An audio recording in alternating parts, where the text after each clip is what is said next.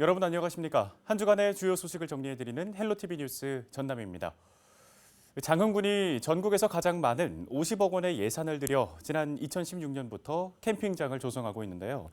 그런데 5년이 지난 지금까지도 공사는 진행 중입니다. 시설 곳곳에서 문제점이 발견되고 있어 공사가 쉽게 끝나지는 않을 것으로 보입니다. 송효창 기자의 단독 보도입니다. 장흥군 안양면 숨은마을 일대입니다. 산비탈 곳곳에서 공사가 진행 중입니다. 자세히 들여다보니 캠핑장을 조성하고 있는 겁니다. 하지만 이곳은 공사만 벌써 5년째. 개장조차 하지 못하고 시설은 그대로 방치되고 있습니다. 지금 보시는 것처럼 이렇게 수천만 원에 달하는 캐러반 7대가 이곳 캠핑장에 설치되어 있습니다. 하지만 2년째 이곳에서 방치되어 있는 상태입니다. 문제는 또 있습니다. 시설 곳곳에서 보안점들이 발견돼 장흥군의회 행정사무감사에서 지적사항들이 나오기 시작했다는 것. 첫째는 주민들의 의견이 제대로 수렴이 안 됐고, 그 다음에 장흥군에는 지금 오토 캠핑장이 있습니다. 그런데 거기에 비해서 이용자들 편의 시설이 너무나도 갖춰주지 않았다. 이게 가장 문제고요. 장흥군의회의 이 같은 보안점 지적에 결국 장흥군은 또다시 예산을 들여 공사를 진행하고 있습니다. 대부분의 오토 캠핑장이 캠핑데크 옆에 주차시설을 둔 것과 비교해 이곳에는 없다는 지적에 주차시설 공사가 진행 중이고 카라반까지 내려가는 길이 가파른 데다 위험해 또다시 길을 깎고 다듬고 있습니다. 장흥숨은 오토 캠핑장은 지난 2015년 정부의 어촌관광 체험 공모 사업에 선정돼 25억 원의 사업비를 확보하면서 시작됐습니다. 여기에 장흥군이 자체 비용 25억 원을 더하면서 전국 지자체 캠핑장 조성 사업 중 전국 최대 규모인 50억 원짜리 공사가 됐습니다. 그런데 5년이 지난 지금까지도 여전히 공사가 진행 중인 지금 앞으로도 공사는 지속될 것으로 전망되고 있어 주민 혈세 투입이 불가피할 것으로 보입니다. 헬로티비 뉴스 송유창입니다. 설 연휴가 시작되기 전날 광양 가야산에서 화재가 발생했습니다. 불이 금세 꺼질 줄 알았지만 낙엽 아래 숨어있던 불씨가 되살아나기를 반복하면서 완전 진화까지는 꼬박 사흘이 걸렸습니다. 다행히 인명 피해는 없었지만 3헥타르에 달하는 산림 자원이 소실됐습니다.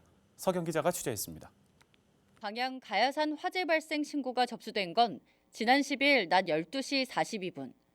건조주의보가 발령된 상황에서 강한 바람이 불어 불길은 삽시간에 주변 곳곳으로 옮겨 붙었습니다. 소방 헬기와 인력 300여 명이 긴급 투입돼 9시간여 만에 극적으로 진화됐지만 남은 불씨는 살아있었습니다. 두 차례 잔불이 일어난 겁니다. 가야산 화재는 꺼지고 다시 발생하길 반복하면서 사흘 동안 소방 헬기 10대, 인력 1,500여 명이 투입돼서야 완전히 잡혔습니다. 고향 서울병원 쪽에 그쪽은 이제 중계시설이잖아요. 그쪽에 저희 차를 수세시켰고 다른 차는 저쪽 이제 가야산 너머 쪽으로 혹시 확대될 위험성이 있어서 그쪽으로 순찰을 돌고 비상소리 해가지고 이분들 이제 대치를 들어갔죠. 광양 가야산 화재가 발생한 원인은 초등학생 2명의 불장난 때문이었던 것으로 추정됩니다. 피해 규모는 시유지와 사유지를 포함해 어림잡아 산림 3헥타르가 소실된 것으로 집계됐습니다. 광양시는 행정처분을 검토한 것으로 알려졌습니다. 설 연휴 기간 1,500여 명의 행정력이 투입됐지만 처분은 매우 미미할 것으로 전망됐습니다. 어린 초등학생의 불장난이었고 1차 위반은 과태료 처분 정도에 불과한 것으로 확인됐습니다. 광양시는 화재 조사가 마무리된 이후 가야산 산림을 재건하는 데 주력하겠다는 입장입니다. 사유지도 있습니다. 전체가 시유지가 아니기 때문에 가출은 거의 없다고 보시면 돼요. 1차 위반이기 때문에 거의 없다고 보시면 됩니다. 어린아이들의 불장난으로 인해 가야산 산림 3헥타르 소실 피해를 입은 광양시. 불에 탄 산림이 다시 회복되기까지는 길게 30여 년이 소요되는 것으로 알려진 만큼 철저한 관리 감독과 교육이 필요하겠습니다. 헬로티비 뉴스 서경입니다. 목포 쓰레기 소각장 입지 선정을 위한 세 번째 회의가 열렸습니다. 입지가 타당한지를 논의하기 위해 각 분야별 전문가들이 모였는데 목포시와 사업자가 제안한 입지가 적절하다는 공통된 의견이 나왔습니다. 보도에 고정민 기자입니다. 목포 대양산단 인근에 있는 저수지 일대입니다. 현재 건립이 추진되고 있는 쓰레기 소각장 입지로 가장 유력하게 거론되고 있는 곳입니다. 전문가들은 예정된 입지를 놓고 타당성을 검토한 결과 가장 적절한 장소라고 입을 모았습니다. 환경에너지센터와 쓰레기 매립장이 인접해 별도의 부대 시설이 없어도 되는 장점이 있다는 겁니다. 특히 예정 부지는 목포시 소유의 땅이 많아 부지 매입 비용도 절약할 수 있는 이점을 갖췄다고 밝혔습니다. 현재 입지 후보지는 현재 목포시 환경에너지센터 내에 위치하고 있으며 현재 기타 환경 기초 시설 등도 사용 중인 지역으로 추가적인 인프라가 필요하지 않은 것으로 판단됩니다. 또 다른 전문가들도 이견은 없었습니다. 목포와 인접한 신안군의 폐기물을 광역 단위로 처리하기에도 앞에대교와 가까워 유리한 입지라는 겁니다. 해당 부지는 지난 2005년에 소각장 건립이 추진된 곳과 가까워 입지 타당성은 이미 검증됐다는 의견도 나왔습니다. 과거에 2005년에서 2007년에 이제 조사한 결과로서 이제 선정된 그 지역, 그 사업 부지와 인접한 후보지라서 따로 이제 입지 타당성 조사가 이제 필요하지 않을 거라고 이제 판단을 합니다. 이제 토지 이용 측면에서도 이제 유리한 측면이 있고요. 다만 예정 부지에서 2km 반경 안에 있는 무안군과 협의를 거쳐야 하는 절차가 남아 있어 사전 조율이 필요하다고 강조했습니다. 2km 이내 인접 지자체인 무안군과 입지 결정 전 강규 관련 법규에 의해 협의 절차를 이행해야 합니다. 주민대표로 회의에 참석한 관계자들은 전문가들이 제시한 의견을 듣기만 했을 뿐 반론을 제기하진 않았습니다. 주민대표 가운데 한 명은 소각장 건립과 밀접하지 않은 인사가 참여하기도 했습니다. 목포시는 앞선 2차 회의에서 입지 선정과 관련해 타당성 조사를 생략하고 전문가 의견으로 대체하기로 결정했습니다. 최종 입지는 다음 달 주민설명회와 전략 영향평가를 거쳐 이르면 6월 초에 선정할 예정입니다. 헬로티비 뉴스 고정민입니다.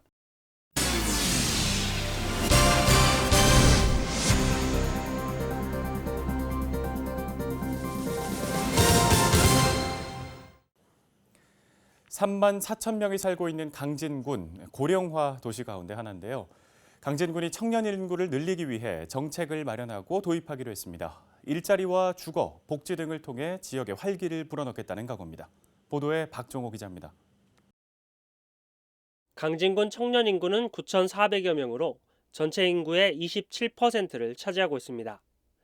지난 2017년과 비교했을 때 1,000여 명 줄었습니다. 강진군이 최근 청년 정책을 마련했습니다. 오는 2025년까지 청년이 만들어가는 강진을 만들기 위해 4개 분야 사업을 추진할 계획입니다. 여기에 투입되는 예산만 1,500억 원 수준인데 고령화 시대의 인구 증가 방안으로 청년이 살 수 있는 지역을 만들겠다는 입장입니다. 우리 이런 농촌 지역에도 젊은 청년들이 살아야 지역에 미래가 있다고 이렇게 보고 있습니다. 그래서 청년들이 어떻게 하면 지역에 정착할 수 있겠는지 이런 것들을 청년들을 만나서 그 사람들의 의견을 들어보고 이걸 정책을 수립하는 이런 과정을 겪었습니다. 강진군의 인구 증가 방안은 산업단지를 활용한 일자리를 창출하고 인재 양성과 함께 주거 환경 제공, 문화 프로그램 운영 등을 통해 젊은 층을 붙잡겠다는 계획입니다. 42명으로 구성된 청년 협의체를 통해 다양한 의견을 듣고 정책을 마련할 예정입니다. 또 청년 후계자를 양성하고 공동육아 나눔터 운영과 함께 어울림센터 등 커뮤니티 공간을 제공하기로 했습니다. 청년들이 여기에 정착을 하려면 주거 문제도 굉장히 큰 문제입니다. 그래서 청년들 주거 복지를 만드는 이런 사업들도 포함되어 있고 또 실질적으로 지금 실행을 하고 있는 단계에 와 있습니다. 허용되는 범위 내에서 이런 정책들을 실현해 나가겠고요. 또 앞으로도 지속적으로 보완해서 실천을 하도록 하겠습니다. 지역을 이끌어가는 정책에 청년의 목소리도 반영하기 위해 새롭게 정책을 꾸린 강진군. 청년 정책을 통해 인구 유출을 막고 모두가 살기 좋은 강진을 만들 수 있을지 관심이 모아지고 있습니다. 헬로티비 뉴스 박종호입니다. 에너지 신산업 육성에 필요한 인재를 양성하기 위해 한국에너지공과대학교가 전남에 들어서게 되는데요. 내년 개교를 앞두고 있습니다. 하지만 재정 지원 등의 내용이 담긴 법안이 여전히 잠자고 있어 내년 3월 개교가 쉽지 않아 보입니다. 자세한 내용 송효찬 기자가 전해드립니다. 이낙연 더불어민주당 대표가 한국에너지공과대학교 일명 한전공대가 들어설 예정부지를 방문했습니다. 이 자리에서 이 대표는 한전공대 특별법을 이번 2월 임시국회에서 처리할 수 있도록 하겠다고 약속했습니다. 3월까지 기다릴 것 없이 가급적이면 2월 안에 통과되도록 여기 있는 모든 의원님들 그리고 더불어민주당이 힘을 모아서 최선을 다하겠습니다. 한국에너지공과대학교 법안은 지난해 10월 더불어민주당 신정훈 국회의원이 대표 발의한 특별법입니다. 특별법에는 대학 설립 목적을 비롯해 법인과 조직 구성, 재정 지원, 학사 관리 등 한국에너지공과대학교의 정상 개교를 위한 31개 조항이 담겼습니다. 대학 명칭을 한국에너지공과대학교로 정하고 현행 사립학교 법인을 특수법인으로 전환해 정부와 지자체, 공공기관의 재정 지원이 가능할 수 있도록 하는 것이 주요 골자입니다. 내년 3월 정상 개교를 위해서는 법안 통과가 핵심입니다.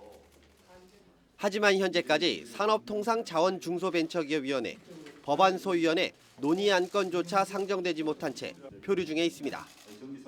이에 따라 전남 지역 곳곳에서 법안 제정 촉구를 위한 성명서 발표가 잇따르고 있습니다. 전라남도 의회는 17일 도의회 브리핑룸에서 기자회견을 하고 한국에너지공과대학교 법에 조속한 제정을 촉구하는 성명을 발표했습니다. 2월 임시국회까지 이 법안이 통과되지 못한다면 내년 예정된 개교는 늦어지게 될 수밖에 없고 그만큼 선진국가의 기술 격차도 더 벌어질 것이다. 이제 우리 전라남도 의회 의원들은 한국에너지공과대학교가 내년 3월에 정상적으로 개교하기를 바라며 다음과 같이 촉구한다.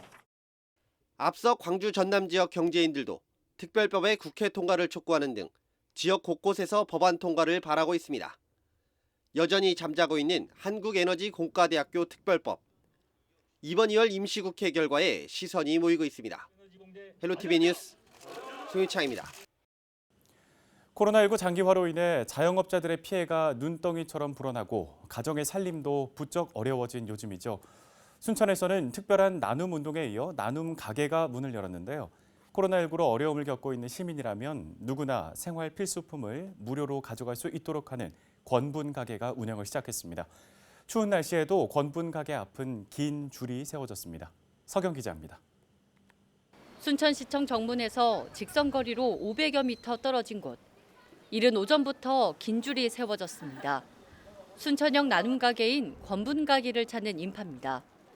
컵라면과 봉지라면은 물론이고 커피와 과자, 세제를 비롯해서 각종 조미료까지 마치 편의점을 방불케 합니다. 코로나19로 어려움을 겪고 있는 시민이라면 누구나 한 달에 한 번씩 이곳에서 4가지 품목을 가져갈 수 있도록 했습니다. 지금 코로나 때문에 우리한테 여기 혜택이 있으니까 한번 가봐라고 내가 왔어. 아침에 9시에 왔어. 권분 가게가 운영을 시작한다는 소식에 기부자들의 동참도 더해졌습니다.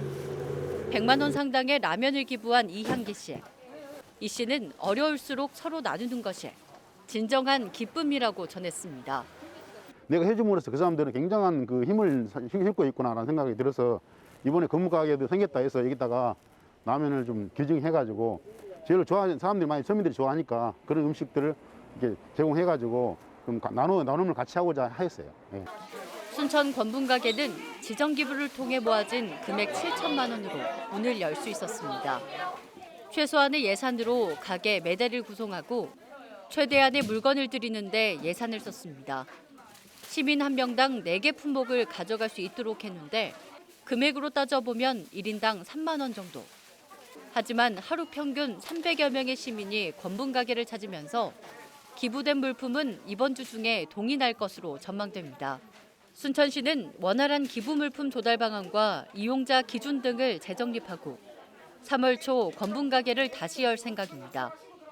저희가 이번 주까지는 마무리를 하고 좀 쉬었다가 기부를 좀 더 받아서 저희가 3월 중에는 대상자를 선별해서 읍면동에서 추천을 해주신 분들에 한해서만 저희가 지원을 할 계획입니다. 조선시대 고을의 수령이 부자들에게 권해에 실천한 나눔운동 권분. 코로나19로 생계가 어려워진 시민들에게 작지만 큰 도움이 될 것으로 기대됩니다. 헬로티비 뉴스 서경입니다.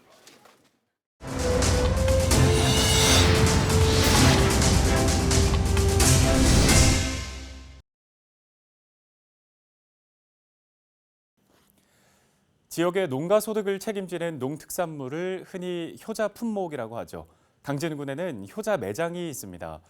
지역의 농특산물을 모아서 판매하는 로컬푸드 직매장인데요. 로컬푸드 직매장을 중심으로 농특산물 직거래 매출이 연일 늘면서 경쟁력이 날이 갈수록 높아지고 있습니다. 김신혜 기자가 취재했습니다. 싱싱한 과일과 채소들이 가득한 강진 로컬푸드 직매장. 650가지 다양한 품목들이 판매되고 있습니다. 버섯, 상추, 마, 당근 등 대부분 강진에서 출하되는 농특산물입니다. 지난 2019년 문을 연 강진 로컬푸드 직매장이 최근 지역의 효자 매장으로 급부상하고 있습니다. 예전에는 저희가 이게 생산한 제품들에 대해서 판로가 많이 걱정이 됐었거든요. 모든 농민들이 마찬가지일 거예요. 근데 제가 이거 로컬푸드에 참여하게 되면서 판로가 좋아져서 농가 소득에도 많은 도움이 되고요. 소비자들도 지역에서 생산한 신선한 재료를 직접 구매할 수 있어 만족감이 높습니다. 335개 농가가 참여하는 강진 로컬푸드 직매장은 지난해 27억 원의 매출을 달성했고 개장한 지 1년 반 만에 총 매출 33억 원을 기록했습니다. 생산자와 소비자의 유통 최소화와 소농인, 그다음에 분여농업인, 고령농업인들 땀의 결실이 이게 비결이지 않냐 생각됩니다. 그리고 앞으로의 계획은 서울 동작구 공공급식과 온라인 판매 확대로 한 2021년에는 30억 원 매출과 400농가 약정, 그다음에 700개 품목 확대를 지금 계획 중입니다. 강진의 또 다른 효자 품목인 꽃. 화훼 산업 활성화를 위해서는 온라인 직거래 판매가 도입됐습니다. 전남 최대 꽃 생산지라는 명성에 걸맞게 지난해에만 약 8억 원의 매출을 기록했고 수국의 경우 기존보다 150% 이상 가격이 올랐습니다. 이 같은 새로운 판로 개척 노력은 농특산물 전체 직거래 매출 증가라는 가시적 성과로 이어졌습니다. 지난해에만 247억 원, 최근 4년 동안의 통계를 보면 2017년 79억 원이었던 총 매출이 2020년에는 3배 넘게 뛰었습니다. 인적이 드문 작은 농촌임에도 눈에 띄는 성과를 나타내고 있는 강진군. 작지만 강한 강진군이 농특산물 직거래의 새로운 강자로 떠오르고 있습니다. 헬로티비 뉴스 김신혜입니다. 전라남도가 오늘 26일부터 코로나19 백신 예방접종을 시작합니다. 1차 접종 대상은 요양병원과 요양시설, 병원급 이상 의료기관 종사자, 코로나19 1차 대응 요원 등 36,677명입니다. 요양병원 등 의료기관은 자체 접종하고 다른 분야 대상은 보건소에서 접종합니다. 만 65세 이상의 접종은 백신의 유효성에 대한 추가 임상 정보를 확인한 후 3월 말로 예상하고 있습니다. 화이자 백신 접종은 코로나19 환자를 치료하는 의료진을 대상으로 이달 말이나 3월 초에 이루어질 전망입니다. 대상자는 감염병 전담병원 5곳과 중증 환자 치료병상 1곳, 생활치료센터 1곳 등 1,188명입니다. 접종기관은 권역 예방접종센터인 조선대병원이고 120명 이상은 병원 자체적으로 접종할 방침입니다. 전라남도는 조만간 백신 유통에 따른 모의 훈련을 진행하고 위탁 의료기관을 지정해 계약할 예정이라고 밝혔습니다.